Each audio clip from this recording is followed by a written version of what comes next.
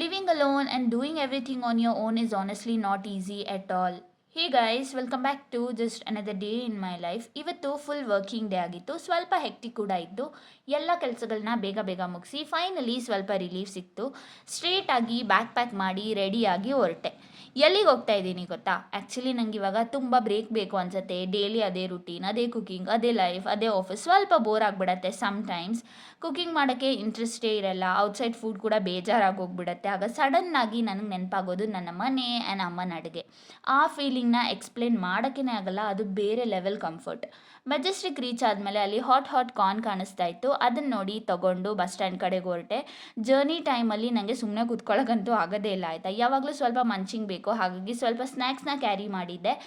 ಸ್ವಲ್ಪ ತಿಂತ ಹಂಗೆ ಫೈನಲಿ ರೀಚ್ ಆದೆ. ಲೈಫಲ್ಲಿ ಇವೆಲ್ಲ ಚಿಕ್ಕ ಮೂಮೆಂಟ್ಸ್ ಅನಿಸುತ್ತೆ, ಬಟ್ ತುಂಬ ಸ್ಪೆಷಲ್ ಆಗಿರತ್ತೆ. ಯಾವಾಗ ಬಂದ್ರೂ ಅಷ್ಟೇ, ಬಸ್ ಇಳಿಯೋ ಅಷ್ಟರಲ್ಲಿ ನನ್ನಪ್ಪ ಆಲ್ರೆಡಿ ವೇಟ್ ಮಾಡ್ತಾ ಇರ್ತಾರೆ. ಇವತ್ತು ಸಹ ಹಂಗೇ ಅವ್ರು ವೇಟ್ ಮಾಡ್ತಾಯಿದ್ರು. ನಾನು ಬಸ್ ಇಳಿಯೋ ಮುಂಚೆನೇ ನೋಡಿ ಸ್ಮೈಲ್ ಮಾಡಿದ್ರು. ಓ ಮೈ ಗಾಡ್, ದ್ಯಾಟ್ ಫೀಲಿಂಗ್. ಫೈನಲಿ ಮನೆಗೆ ರೀಚ್ ಆದೆ. ಆನೆಸ್ಟ್ಲಿ ನನಗೆ ಮನೆಗೆ ಬಂದಮೇಲೆ ಸಿಕ್ಕೋ ಆ ಪೀಸ್ ಇದೆಯಲ್ಲ, ಅದು ಬೇರೆ ಕಡೆ ಎಲ್ಲೂ ಸಿಗಲ್ಲ. ಸಮ್ಟೈಮ್ಸ್ ನಮಗೆ ಬೇಕು ಅಂತ ಅನ್ಸೋದು very simple things like home, family, food made with love. So thanks for watching. See you the next one. Bye.